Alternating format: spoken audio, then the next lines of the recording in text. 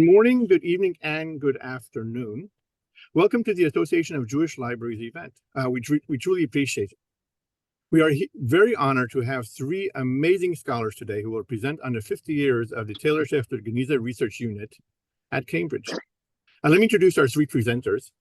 First, we have Dr. Ben Otwaite, who received his PhD at Cambridge in the year 2000, who has been head of the Cambridge University's Library Genizah Research Unit since 2006. With responsibilities for the over 2,000 manuscripts of the Cairo Genizah held there. He has published widely on Jewish manuscripts, medieval history, and the Hebrew language, and has been called affable and boyish-looking in print.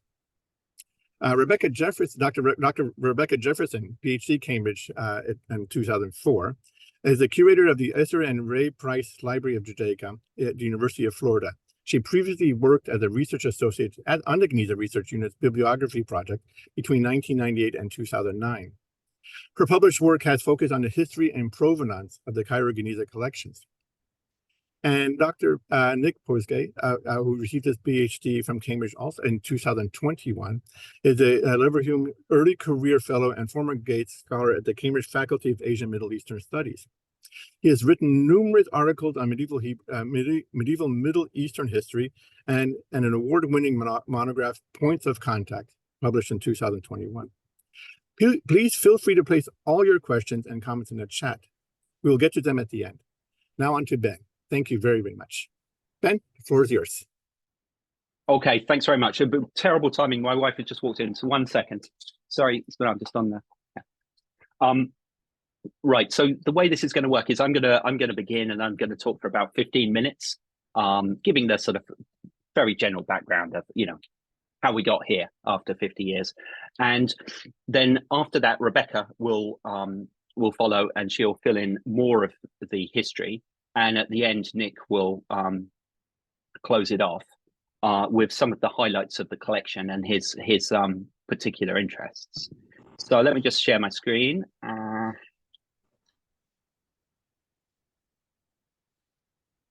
You can see that, right?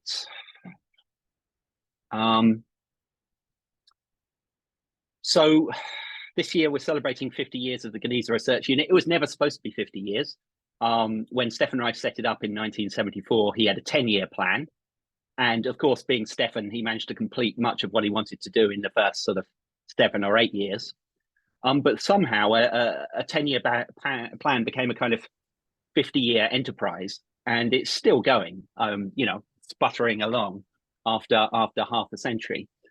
And, while I don't have any great insights into, how we've achieved, such success in longevity, I think there are some useful things that could be said about what we do, what we have done, and what we might do in the future.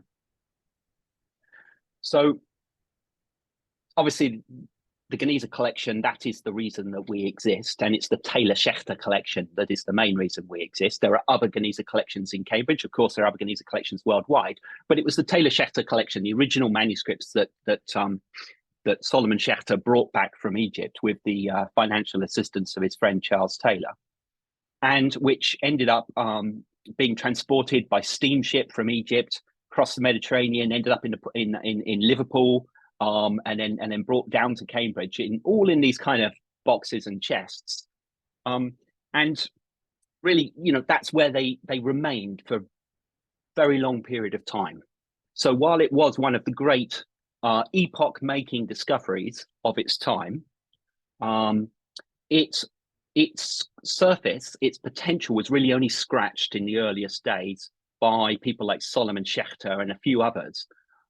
And that was partly because the Genizah's time hadn't yet come. Our interest in the great majority of what was found in that collection had yet to emerge as a academic and intellectual discipline.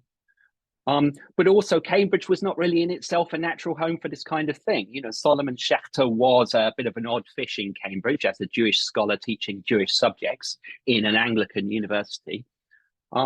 And he departed Cambridge pretty soon, sort of 5 or 6 years after bringing this great collection into its library, very generously donating it to the library. But he departed Cambridge never to return, and he died, in 1915, um, having achieved a substantial body of work. I mean, before he even found the Genizah, of course. But had he remained in Cambridge and worked longer on the collection, the history of it would probably have been quite different, and perhaps Stefan Reif's great forming of the Genizah Research Unit in 1974 wouldn't have been necessary. Although it's not entirely clear that that's the case, because while Solomon Schechter was a great scholar, his interests were comparatively narrow compared to, say, what the true breadth of the collection, especially in terms of the sort of economic and social history, that kind of stuff that you find in it.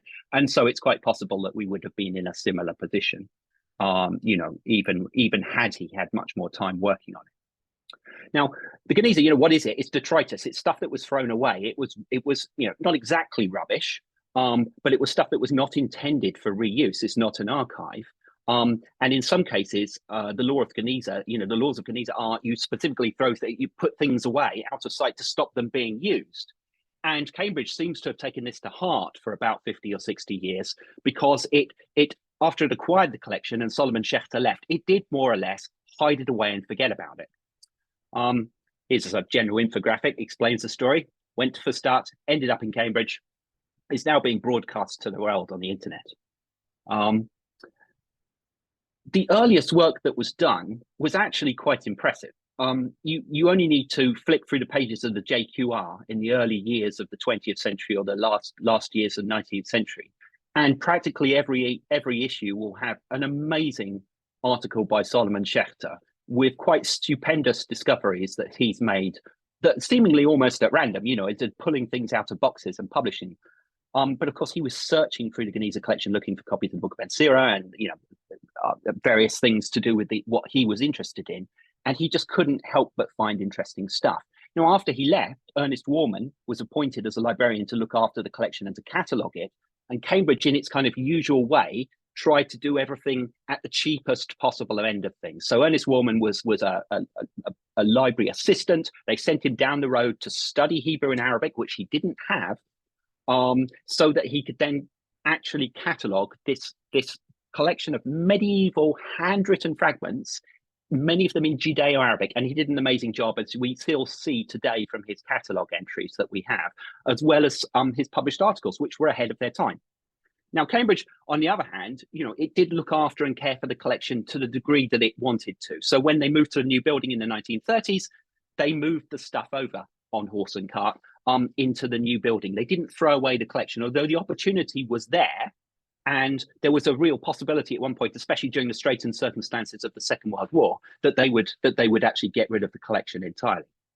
Now, in the 1960s, the arrival of various Israeli scholars, not least Goitein, great scholar of the Mediterranean, turning up in Cambridge and looking at the collection, inspired, shamed the library to do something about the collection. They appointed a librarian to look after the Hebrew manuscripts, and they began to do work of conserving the material that was in boxes and so on. In 1973, that Hebrew librarian was appointed by Stefan Reif, and he, after taking some months to kind of gauge the situation, went entirely against the flow of 1974, which, as you can see here from the headline and so on, was the worst year, one of the worst years in British recorded history since about 1066. When we had a 3-day week, we had 2 general elections. I mean, it was really a massive IRA bombing campaign. And, if you want to know what 1974 was like, well, if you've been to the UK in 2024, it was basically very, very similar, except they had a bit more optimism back then because they didn't know about climate change. But anyway, Stefan decided that the library wasn't going to invest a great deal of money. So what he had to do was to come up with a plan to deal with the conservation of this stuff that was mouldering in boxes, and start the process of have a proper comprehensive cataloguing, bibliography, and all the tools that would enable people to navigate the collection. And that's essentially what we continue to do today. Here's Stefan with Yevin and Fleischer with a box of the additional series fragments. Now, after Stefan arrived, there'd already been some conservation going on, and the new series had begun to be created. But there was still about 100,000, 99,000 fragments or so in boxes that were regarded even by Goitein as never being a particularly important. But Stefan, being who he was, decided he was going to deal with them, instituted a program of conservation, and now we're in a very happy position that everything from that series is now conserved. And some of the great discoveries that we've made in the Genizah have been very much in the additional series, essentially rubbish that was never intended to be used by anyone. And it's really thanks to that program and that rapid conservation program in the early years of the Genizah Research Unit that we're in such an enviable position today with our collection. Even within the university library, our collection is one of the best conserved. And certainly that conservation and the style and the way in which things were conserved enabled things like the complete digitization of the collection and so on. And it looks like this today. And although it's got a kind of hokey 1970s charm to the sewn Melanex packets, these are pretty good and pretty usable, and make the business of dealing with a collection of this size of magnitude much easier than it would have been had they all been put between glass or bound into books and this kind of thing. So while they were going for kind of cut price conservation in the early days, this was actually the best way to do it. Now, when I took over in 2006, the obvious thing that was on the cards was that we had to digitize the collection. The Genizah was still an elite collection because if you wanted to use it, you really had to come to Cambridge. Yeah, there was a microfilm in the National Library of Israel. But generally, if you came to Cambridge in the summer, our reading room would be full of people, the Gills and Yoramedas and people like that who would be using the manuscript. So you had to have an established poster, you had to have some kind of budget to come and do it. But thanks to Dov Friedberg, we were able to negotiate a substantial amount of money to digitize it. We digitized the whole collection over 3 years. And we've never looked back. This has been the one single, achievement that, I would probably have on my gravestone that we managed. Since then, we've indulged in a bit of advanced imaging of MSI. We've done XRF ink analysis. I think to a certain extent, we've reached the limits of what we want to do with imaging. While people get very excited about advanced imaging, essentially I see it as an aid to reading manuscripts. I don't see it particularly useful as an analytical diagnostic tool for the kind of material we have. We've done a bit of thing, and it's very good if you want to know, what a carbon ink is or what an iron gall ink is, but that's quite a blunt analytic tool when you're looking across the whole collection. This is on carbon ink, this is on iron gall ink, and so on. I think where our future kind of interests are going to lie are more looking at the analysis of the support on which manuscripts are written, the paper, and in particular the parchment, of which Cambridge has a certain specialism, because it's that's going to enable us perhaps non-destructively to date and place material within a relatively small area or within a particular geocultural zone in a way that we can't really do with imaging. So I think that's where we'll probably be going next. Now, my job is, one of the best in the world. Occasionally, I get time to actually sit and just describe manuscripts. And this is still quite a major desideratum for us because we have everything digitized, but we still in Cambridge have, a relatively, small proportion of it actually catalogued and not much of it catalogued to a kind of degree that we would like. So, occasionally I get the opportunity to, really sit and read something and write a decent catalogue description. And that has been enabled by the technical work that the library team has done on making the digital library very easy for me to insert information in it without having to go through a whole chain of people. So this has been a great revolution. And this is why you'll see far fewer mistakes in our catalogue in future, because I can catch them and correct them very quickly. The other thing that we've done a lot over 50 years, especially in the last sort of 20 years, is collaborations with scholars, either through helping to support them, funding them where that's been available, doing research for them, or just providing them, with things like imagery and so on. And some of the projects that we've been involved with, so Shmuel Glick's Sridei Tshuvot, or all the work that we've done with Mordechai Friedman on his work on the Rambam and on Avraham ben Rambam and so on, has really resulted in some beautiful books and really, kind of field-defining work. So, for instance, Mordechai's recent monograph. In addition, thanks in part to Rebecca, greatly to Rebecca, who happened to know Peter Cole, we were able to get Peter Cole to come and commune with our manuscripts and then write a biography of the Genizah collection, which today brings people really who would otherwise have no interest in the collection to our doors.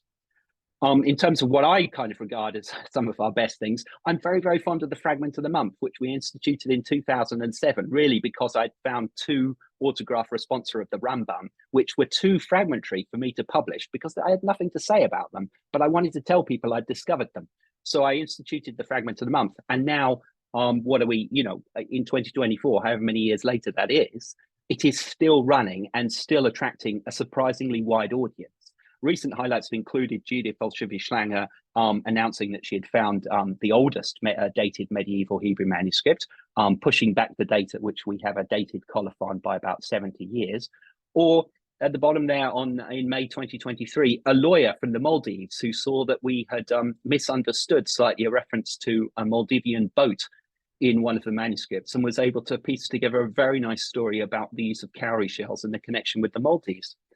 In a really quite amazing way, showing that we're reaching parts of the world that we wouldn't reach with, our standard kind of academic publication. This is an important aspect of what we do.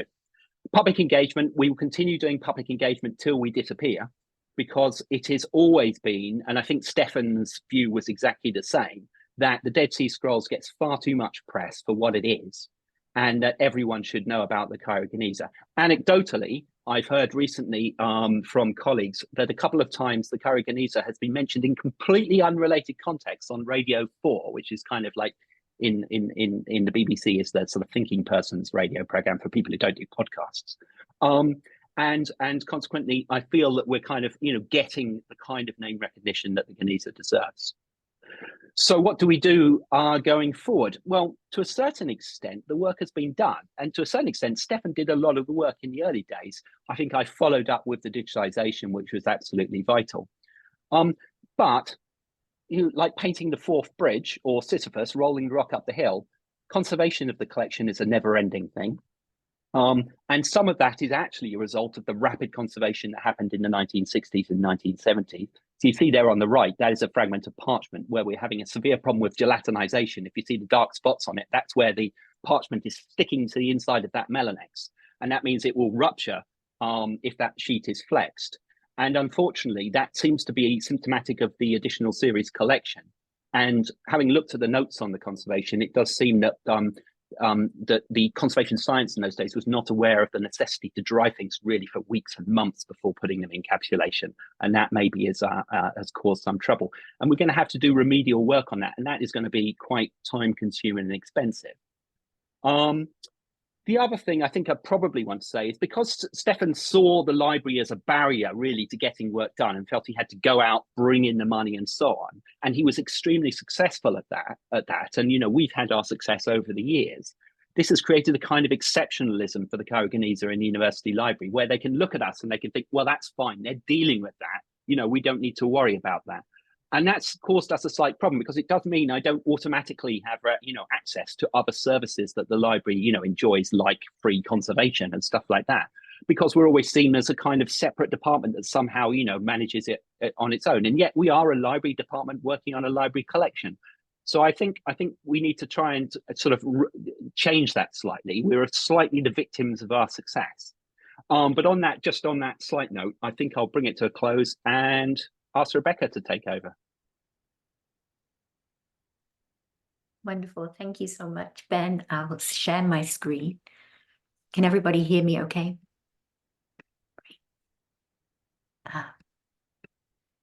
Sorry. PowerPoint. Okay. And I apologize in advance for reading from my notes, but I just did want to keep the time. And so, okay. All right. Well, I want to thank Chaim and the AJL for having me on this panel and the illustrious panelists with me. I feel incredibly honored to be able to take part in a celebration of the 50th year of the Genizah Research Unit. The unit holds a very special place in my heart. It was there I had the privilege to work for 13 years with brilliant researchers and staff, and the great fortune to be led by two amazing scholars who were steering the helm, Stefan Reif, OBE, founder of the unit, and Ben Althwaite, the current director. This presentation is designed to give you a short history of the unit's first and most long-standing research project, the bibliography. In the early days, many of the researchers hired by the unit cut their teeth on the bibliography project before going on to other in-depth cataloging projects. The unit's bibliography also inspired larger global database, the Friedberg Genizah project. And the bibliography project should also be of interest to librarians as a model of how to bring order to chaos. But let's start with how it came about. Oh, maybe. There we go. As Ben already mentioned, the 10-year plan. So in 1973, Cambridge University Library appointed Stefan Reif as its new assistant under-librarian for Hebraica, which included curatorship of the library's massive Genizah collection. And Stefan quickly devised a plan to tackle the problem of the thousands of Genizah fragments still lying unsorted in boxes. And I'm going to read you actually from Stefan's own recollection of that time, from his very engaging and highly recommended autobiography. And here it is. I hope you can see me holding it up. It's called Bouncing Back and Forward. And Stefan writes, I drew up my list of what needed doing, and I asked Mr. Keedle, the librarian, again. I explained the urgent need to increase the speed of conservation and microfilming, set up an extensive program of cataloging and publication, and employ a number of senior and junior researchers. It was also essential for us to compile a full bibliography of published research on the Cambridge Genizah material, expand the study of Genizah texts at the Faculty of Oriental Studies, and arrange cooperative projects with leading academic institutions around the world. I was much pleased when he offered his hearty endorsement of my plans. So, encouraged, I pressed on with my critical inquiry. And how much of a budget do I have for these purposes? Budget? No, I'm afraid there's no existing budget for these endeavors, worthy as they are. Well, what is to be done about the funding, Mr. Keedle? That, Dr. Reif, is why we appointed you, he replied, with a gentle and friendly gesture, led me to his door. Stefan goes on to recall, if Cambridge was my Everest, I had now reached the foothills and could, if I still so desired, begin my climb. But there were no maps, no companions, and no equipment. So here on this slide, you can see the picture of the young Stefan, together with his wife Shuli, who tragically passed away in 2010. They were a truly amazing team. She was the person behind the scenes, bringing her incredible organization and editing skills to bear on all the unit's research and cataloging projects. Next to the photograph, you can see one of the many hand lists from the unit archives that Ben already mentioned. And these hand lists chart the very slow sorting of the Genizah collections from the time they were first acquired in the 19th century, right up until this one was written in 1962, which reveals, as you can see, that there were 32 crates still to be sorted. So to conquer his Mount Everest, Stefan Reif initiated a truly inspiring and hugely successful public outreach and fundraising campaign. The funds that started coming in were first from the Leverhulme Trust and the Pilgrim Trust, and they helped pay for these important first steps of conservation, rehousing, and the application of classification numbers to the fragments. Stefan estimates that there were around 2,000 fragments in each of the 32 crates, so about 64,000 fragments. And the photographs that I'm sharing here in this slideshow, they were produced by Stefan for the hundreds of public presentations that he gave over the years. And they are now also part of the unit's archives. And when we use them in presentations today, we do like to point out the happy fact that conservation practices have evolved from the time when using irons was still accepted practice. Now, Stefan's proposed projects were not without criticism. As he details in his autobiography, scholars who had previously been allowed unfettered access to the unsorted boxes were suddenly very put out by the idea that they would no longer be free to rummage to their heart's content, or even to make the boxes their exclusive possession by inscribing their names on them. Bringing proper library order and control to the situation, Stefan argued, would ultimately benefit all scholars. Prior to this time, scholars wanting to use the fragments for their research had their own mountains to climb.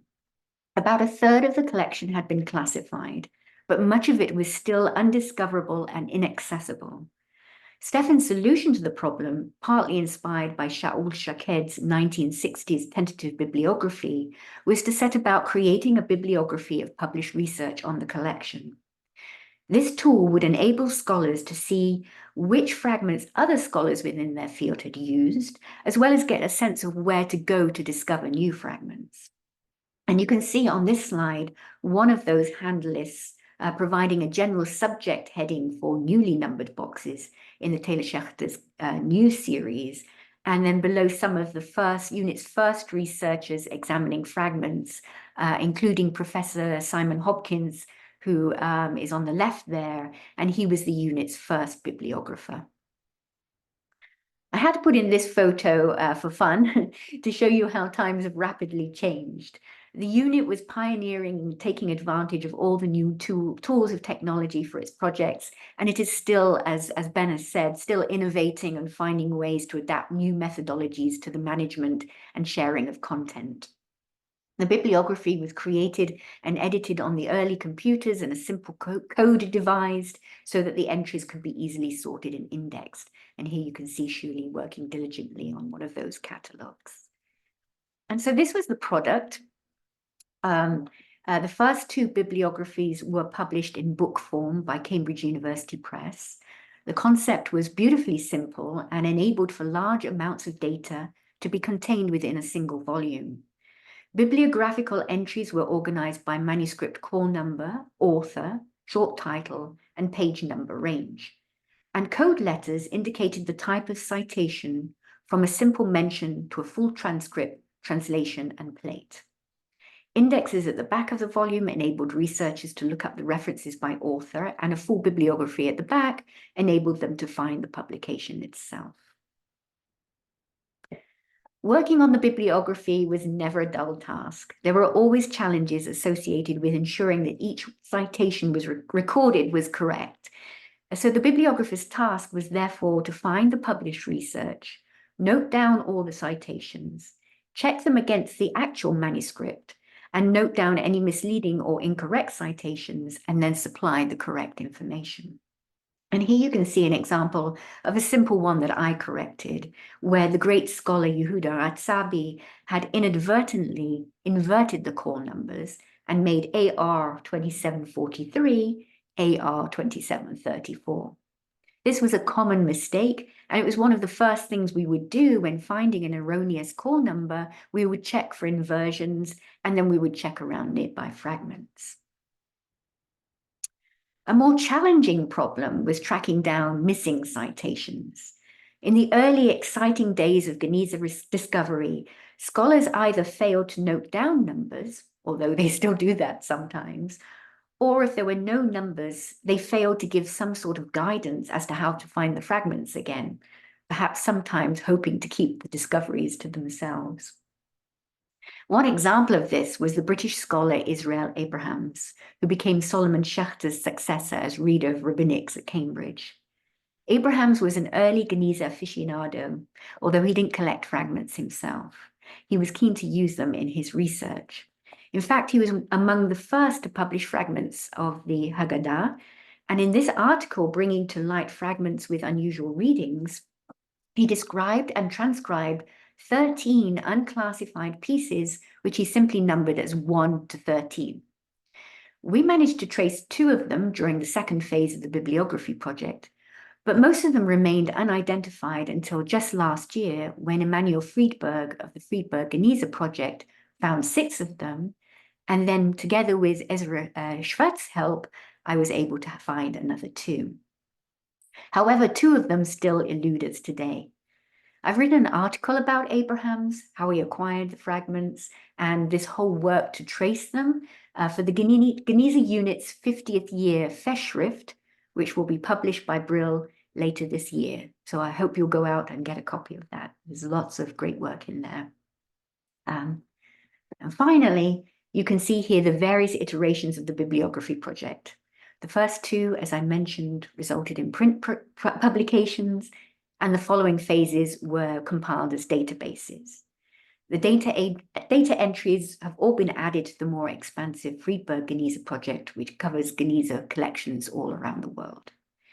Now, today, the project continues under the leadership of Dr. Julia Krivoruchko.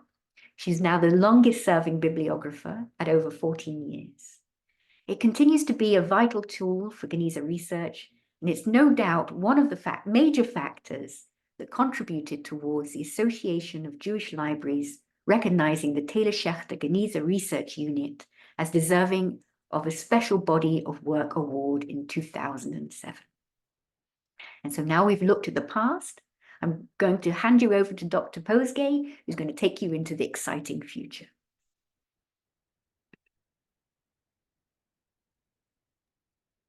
Right. Thank you, Rebecca. Just bear with me for a moment while I share my PowerPoint with you all.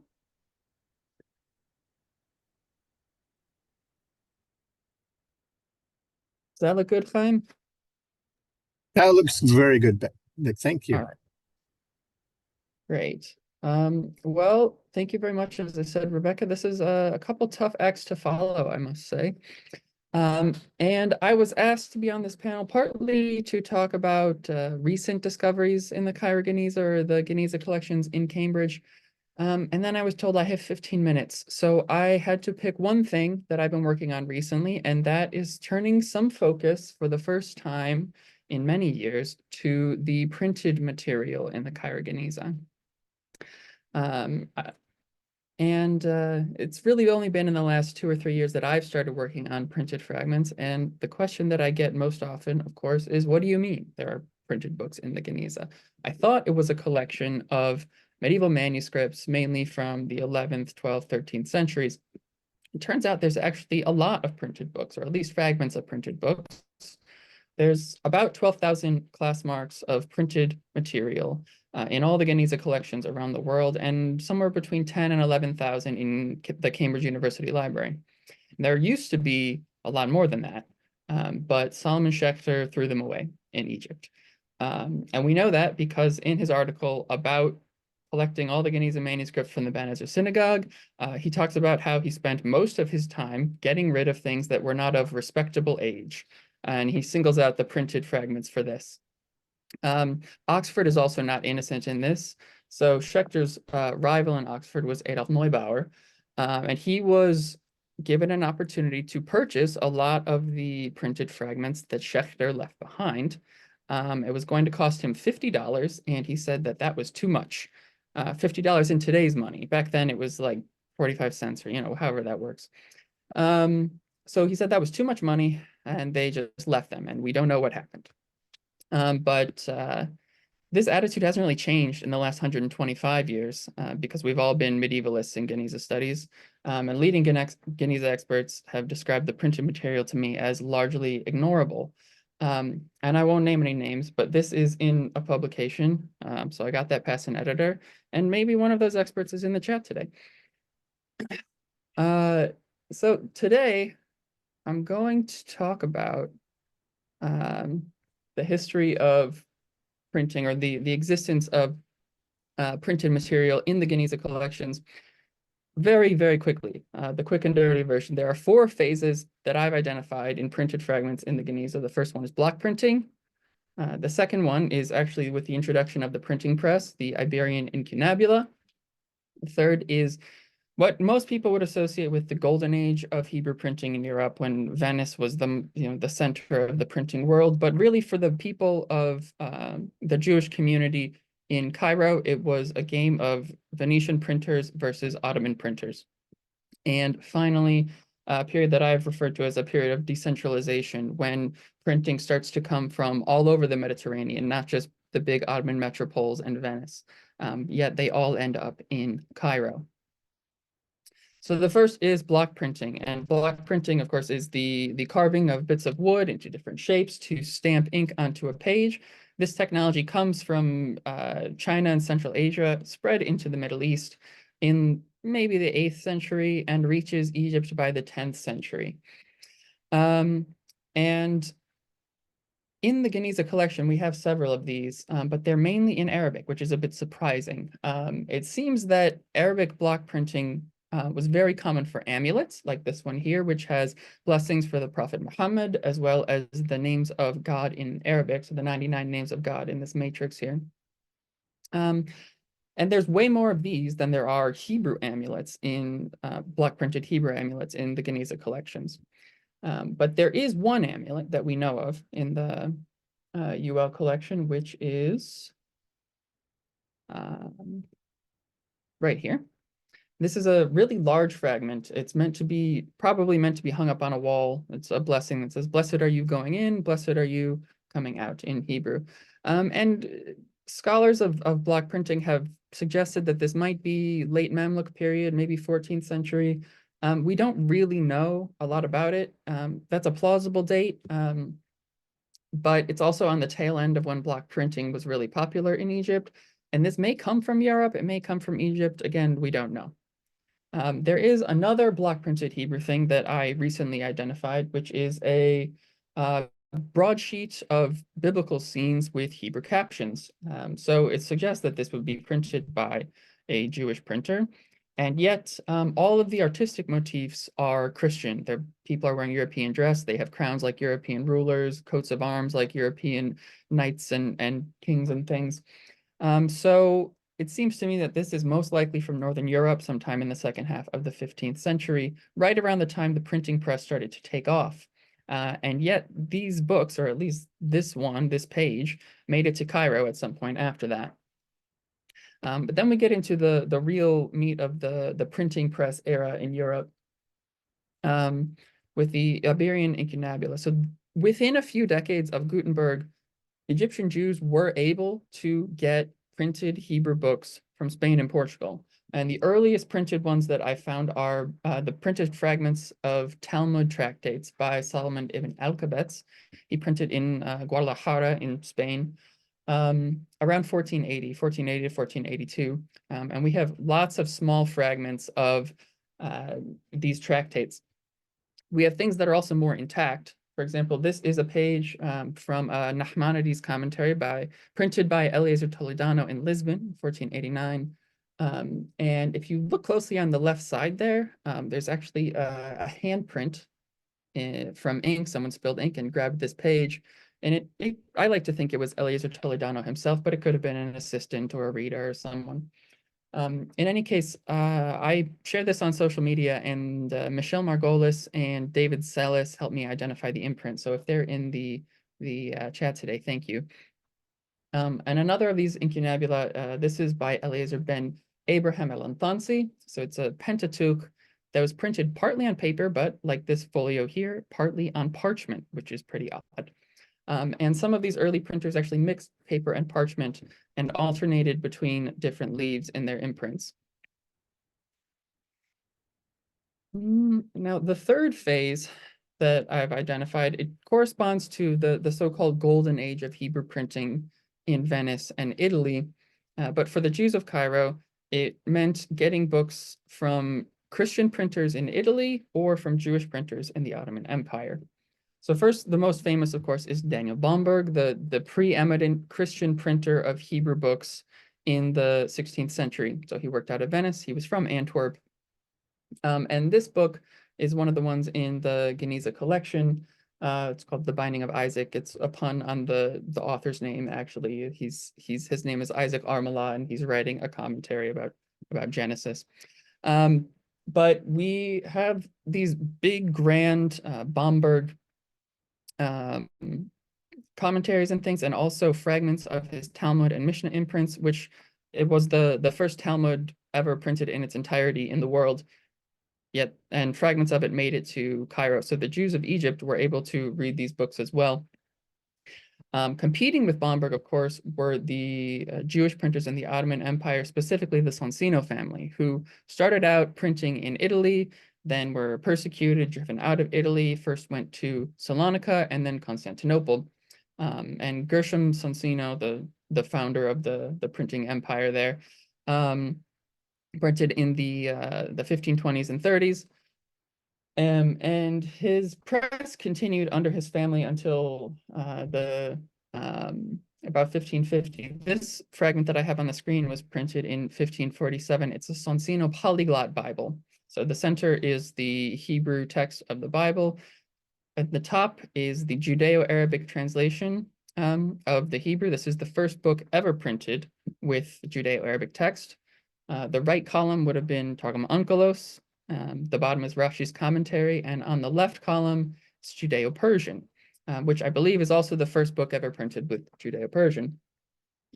So this book was exemplifying the world that the Sonsinos were trying to market their books to, which is a very multilingual, multi-ethnic Jewish communities in the Eastern Mediterranean. And their Bible, this one, made it to Cairo. There's one other Italian printer who I want to highlight here. So after Daniel Bomberg, he died and his press sort of fell in stature, and other people filled that power vacuum. One of the inheritors of his work was Giovanni di Gara, and he printed this famous Haggadah called the Venice Haggadah of 1609. And it has a unique set of illustrations that were reproduced in Haggadot for centuries afterward. As well as Judeo-Italian translation, which was meant to be for the vernacular speech of the Jews of Italy. But this copy made it to Cairo, probably with the expatriate Jewish communities that continued to speak Italian in Cairo. You can imagine the Sonsino family, well, we'll get to it. The Sonsinos, at least one Sonsino also moved to Cairo, would have been speaking Italian. So in 1553, as most of you are probably aware, there's a crisis in Venice. The Pope says that Hebrew printing is now banned in Venice, and all Talmuds needed to be burned across Italy. So Bomberg is dead now. All of his successors are sort of fighting for control. And then this is really bad for the printing industry, obviously. And other Hebrew printers outside of Venice start to try and pick up the slack. One of them is, oh, excuse me, I went too far. This fragment that I've got up here what is another Talmud tractate printed by Cornelio Adelkind at the press of Tobias Foa in Sabbionetta. And he thanks the local duke for allowing him to print here. And at the time, the Pope probably just issued his command to burn the Talmud in 1553. And it seems that this copy escaped burning because it reached the relative safety of the Jews in Cairo. Now, also at this time, the last Sonsino that we know, Gershom ben Eliezer Sonsino, seems to have recognized that without Hebrew printing coming out of Venice, there was a demand for Hebrew printed books in Egypt. He moved to Cairo and set up his own press. And he printed this book. This is the first book ever printed in Egypt in any language, Pitron Halamot, so the interpretation of dreams, in 1557. And you can see, compared to the Bomberg and Di Gara books from Italy, this is much smaller. It's just octavo size. The type is not very good quality. You can hardly read the Rashi script at all. And it really seems like this was a shoestring printing press. He did not have a lot of money. It wasn't that successful. And in fact, he only printed 2, maybe 3 books before his death in 1662. And this is the last book ever printed by a Sonsino. It's called Refuot Talmud, probably around 1562, the same year that Gershom died. This is also, you'll notice, an uncut sheet, so it may be that he never even finished this book. But both this and the previous fragment are unicums, and they're known only from the Cairo Genizah.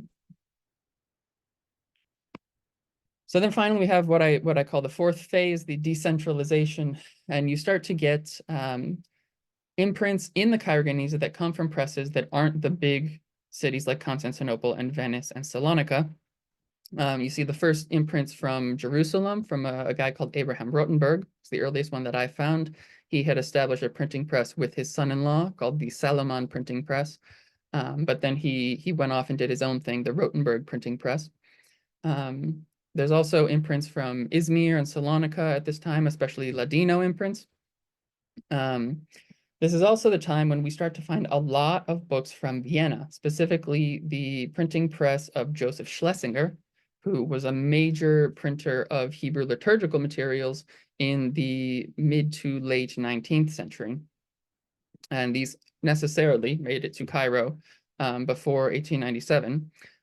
From Vienna, we don't know exactly who was selling them or how they were getting there, but they were being sold and marketed somehow. And finally, then, just one printer I like to end on is a guy called Faraj Mizrahi, who was an Iranian Jewish immigrant who moved to Alexandria and established a printing press there. And he founded what was really the first and only successful printing press, Hebrew printing press in the history of Egypt at that point. He printed this book, which is a primer for reading biblical Hebrew. And you can see the biblical text is divided up into syllables to make it easier to pronounce. He printed this book 8 different times between 1873 and 1915 when he died, because it was so popular among the Jewish community in Egypt, which really shows that there was a vibrant literary written tradition. Jews were reading a lot of books in the late 19th century, right at the time that Solomon Schechter was rolling up to check out the Genizah. And you can also see why Solomon Schechter might not have prioritized putting things printed in the 1880s into his crates to mail back to England. So I just want to leave you with a couple conclusions from the quick history of printing in the Genizah. So first, where were Egyptian Jews actually getting their books? From the dawn of the printing press, it seems they started out getting them from Iberia, Spain, and Portugal. And then from Venice, Salonika, and Constantinople all at the same time and in competition, although it turns out that Venice becomes the dominant one by the end of the 17th century. And then later on, Vienna, Alexandria, Salonika, Jerusalem, smaller presses, not in major metropolises, but still in the Ottoman Empire, where Jews were allowed to print.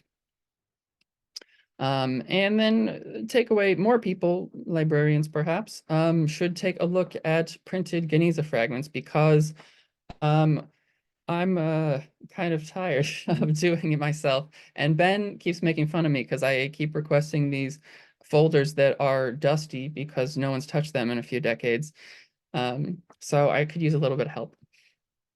And finally, that's the end of my talk, but I was promised a captive audience. So, you can look at my article, Hebrew Printing and Printer Colophons in the Cairo Genizah. You can just Google that, it's open access.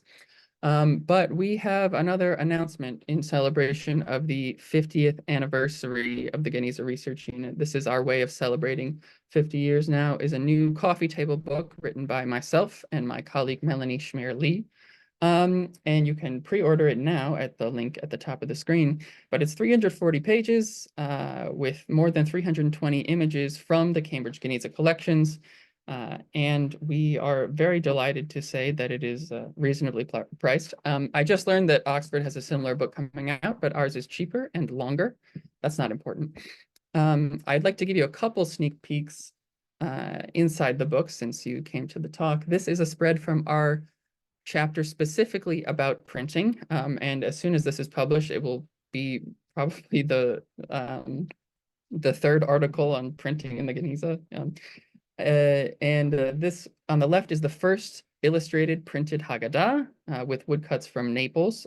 Eva Fromovich has actually written about this fragment before. And on the right is an imprint from the first Jewish printer in Salonika, Judah Gedalia, and he was a refugee from the Portuguese expulsion of 1497. We also have a spread here from the introduction of the book. So this is the first page of the intro. And on the left, Mel, my co-author, revealed very late in the process that she is actually a very talented artist. And she drew this picture of the Ben Ezra Synagogue, and then we put it in the book at my insistence. So if you would like, we'll be talking about the book, sharing stuff from inside it on all of the GRU socials and my social media and Mel's social media. You can pre-order it in the top, and if you happen to work for a library that likes books and wanted to order it for your library, I would really appreciate that too. So thank you very much, and with that, I'm going to turn it back to Chaim, and hopefully we have some questions. Wow, thank you very, very much. Actually, Nick, I just put the link to the press in the chat. So thanks. direct link there for the book. We do have some questions actually in the chat, and let me just start. Let me see where.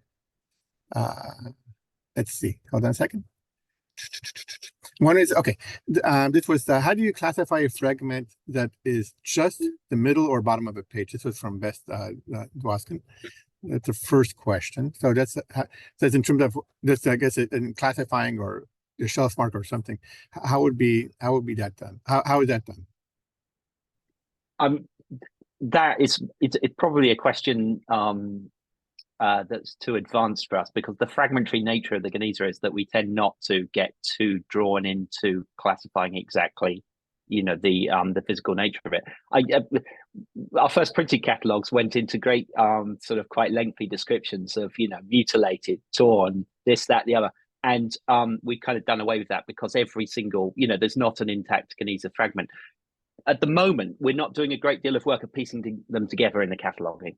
Every item is catalogued as a unique item, and right. we aren't really piecing them back together yet. That will come, at which point we will have to worry a lot more about that kind of thing. But for the time being, we don't. Right. Okay. Thanks. We have a question from Tali. If most of the printed fragments were thrown out or not acquired, how did the existing ones get included? So that's a question for you. So based on Schechter's description, which is the best account we have of the discovery, he says that he spent the majority of his time in Egypt, so the majority of 2 or 3 months, getting rid of printed things that he didn't consider old enough to be worth bringing back to Cambridge. So some of the things that did survive, either he judged them to be of a respectable age, that's his exact words. So maybe some of the 15th, 16th, 17th century stuff, if he was even able to identify such things. He was a scholar of manuscripts and medieval paleography. And Hebrew bibliography was not at the same stage that it is now. There's also just stuff that happened to be random chance. He may have picked up a pile of things that look like manuscripts. Some pages of stuff was in it. With the way he describes it, and Rebecca, you have a good phrase in one of your articles about it. You refer to it as the superabundance of printed material that seems to have been in the Genizah at some point. Schechter seems to, the way he talks about it, it's like it took up most of his time, and it must have been more than just the 10,000 or so fragments that we ended up with in Cambridge, because he brought 100,000 fragments with him. So if most of his time was spent on something else, it was getting rid of a lot of material. Now, whether or not other people purchased it later, we don't know for sure. I've looked in the Mosseri collection and the Lewis Gibson collections, and there's not a lot of printed stuff in there. So it seems like it didn't end up there. And I think that most of what was printed in the Genizah has been lost. Okay. Can I Thank you, just Nick. jump in and quickly say that we also have to take into account the conditions that Schechter was working under. He was in this dark and dusty chamber, and so he was, had time limits on on being able to take the material, and so he probably did gather up things that if he'd had the time to sort through and select, he wouldn't have necessarily have taken. Oh, thanks, Rebecca. 2 questions at the end now. It's one is how, Nick, I guess, or this is for all 3. Are printed books digitized from this collection itself? Which printed or will books? be digital? The printed ones, or the printed material that's been found that be digitized. All of the printed fragments have been digitized on the Friedberg Genizah project. So if you have a Friedberg Genizah project account, which is free to make, you can register. You can look at all of them. It will be harder to track them down because they haven't really been cataloged for the most part. We just started putting up like the first folder of printed things. Ben actually gave me a folder a couple of years ago of mostly Talmud fragments and said, catalog this. And I spent most of the summer and failed because that's so fragmentary. So we put up some of those fragments, but it's a slow process getting it onto the university library website because we need complete descriptions and identifications. So Friedberg is going to be the best option, even though most things are still unidentified there. And the question regarding the Islamic amulets, how did they get into the Genizah itself? There's a couple of theories. We don't know anything for certain, but there is a lot of Islamic material from exactly the same period as like what is considered the peak of the Jewish material in the Cairo Genizah. Part of it with the amulets seems to be that people of medieval Cairo believed in a sort of shared tradition of magic that transcended religious boundaries. And Jews, Christians, Muslims were using amulets of similar design. They all spoke Arabic anyway. And I think a lot of people probably did not even know exactly what was being referred to on amulets. So, for example, you could have a quote from the Quran. If you've never read the Quran, you may not even know that's what it is. But if somebody says, hey, this is a really good amulet, or you really like the way it looks or something, and you believe that it's going to work, as many people we know did from all of the Hebrew amulets, you may not really think too hard about it, and you may just buy it. So there's that aspect of it. Basically, the things were used by Jews, Christians, and Muslims, and some of them ended up in the Genizah without really considering exactly what religion it belonged to. Thank you very, very much. Here's one about the questions related to the new Genizah found that was unearthed by Egyptian Antiquities Authority in February. Is there any information about that? No, not recently. So we have made some inquiries and we have made contact with the Egyptian. We did make contact with the Egyptian authorities. The time is not right to be discussing things of this nature with Egypt, so everything's on hold for a while. Right. But it's not. I mean, in general, if material disappears into the Egyptian state archives, it becomes a national secret. So it's very problematic. Right. And I think we have one last question here. This is from Tomasz. It's asking in terms of what languages are represented in the collection itself. This is a general question, or is there a ratio in terms of from one language to the next? I mean, it's purely kind of anecdotal, just impressionistic. But it's about half of it's in Hebrew and about half of it's in mostly Judeo-Arabic or in Arabic generally, in various different scripts, with smaller proportions of Persian and very small proportion of Judeo-Greek. But we also have, the recent discovery just last year of autographed manuscript of Maimonides writing a Judeo-Spanish dialect, a sort of proto-Spanish. Or of we've got Latin and things like that, but it's 50-50 Arabic and Hebrew with bits of Aramaic as well.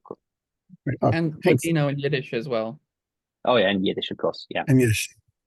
Let me see. There was one more question about cataloging here. One question about cataloging. This is going back to that full cataloging description that you showed us. Can you tell us more about the description process? In other words, what sources do you consult? Are the cataloging done according to cataloging standards? How do you deal with uncertainty? Do you go back to any records and go, and something Rebecca mentioned, going and updating a record, or you got mentioned going and updating a record itself? So this is a broad question. Yeah, so we for a long time we had a sort of cataloging standard based on a very simple kind of tagged field that Stefan developed when we first started what was known in the library, I think, as mechanization or computerization. But we've sort of moved on from that a bit. I tend to now write catalog records directly into the XML in the TEI, because that's just kind of much easier to work directly in the interface with the digital library. The standards are essentially still our own standards. We use basically our own vocabulary, although we try to be in accordance with what Oxford does, which is always Cambridge's way, and various other things. I pretty regularly update descriptions on the digital library, and I don't necessarily make indications that I've done this because I feel that would just take too much time.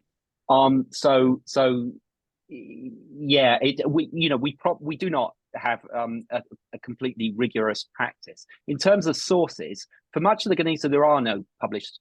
There are hand lists. In my office, I've got all these old tatty bits of paper, and you can identify the handwriting. Even going back to Solomon Schechter, but people like Shalom Spiegel and Israel Yevin and all sorts. And sometimes I can't be sure but there'll be a note from Fleischer saying this is a poem by so and so. So I use those a lot. And then Stefan did a catalogue of some of the Genizah collection when he covered the library Hebrew manuscript collection. The distinction between the two is a bit different. So that's one published source, which also is quite useful. But generally, yeah, it's the scraps of paper that are in our folders. If you ever come, to the Genizah and you look, we got all these folders, and they're often at the front of the folders, lots of scraps of paper in ancient handwritings. And those are the various scholars down the years who worked on the collection and just happened to leave some kind of, some written note about it. Ben, thank you very, very much. I want to thank all three. As really, thank you for giving us I always appreciate this learning as much as I can about the Genizah world. Having had a chance to do my internship there, which really was quite a treat. This is we're just over the hour, and I know Nick posted also a link to, you can pre-order the book, which I really recommend. And a question that Cheryl asked about, how do I know page 90?